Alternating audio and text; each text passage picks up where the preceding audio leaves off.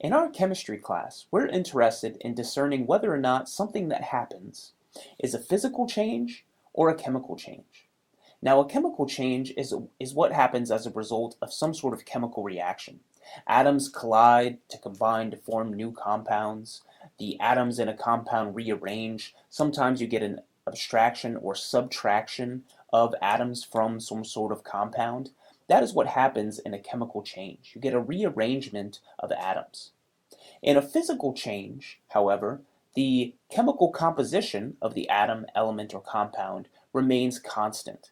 What might be happening is that the physical state is changing, but the elements and the atoms involved in that change remain the same.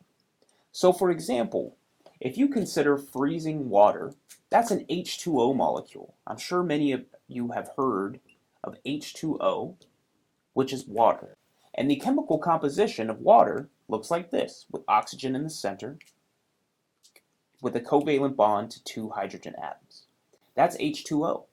Now when you freeze water, like what happens below 0 degrees Celsius or lower than 32 degrees Fahrenheit, the water molecules, the H2O, remain the same. Nothing about these H2O molecules are changing when water freezes. It's the same going in reverse when you melt ice. For example, if you have a cup of water that has liquid water in it and also ice water in it, like you get from your freezer, the H2O molecules that are present as ice or liquid are both made of H2O molecules. Nothing about the chemical arrangement of this compound has changed. So these are physical changes. These are physical changes. The same is true with crushing an aluminum can.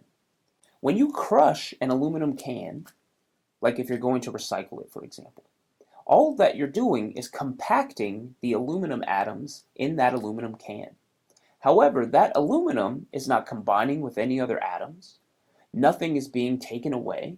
All that's happening is that it's occupying a smaller amount of space because you've crushed it. So because of that, crushing an aluminum can is also a physical change.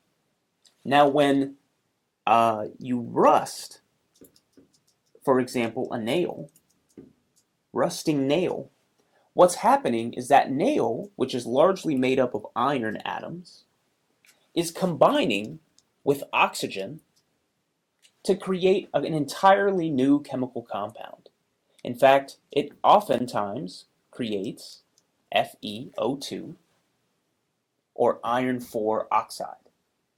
And because you're combining two different atoms to make a new chemical, this is called a chemical change.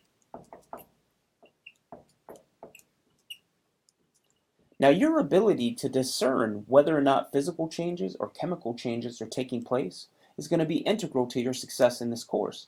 And we'll talk about more types of chemical reactions further into this course.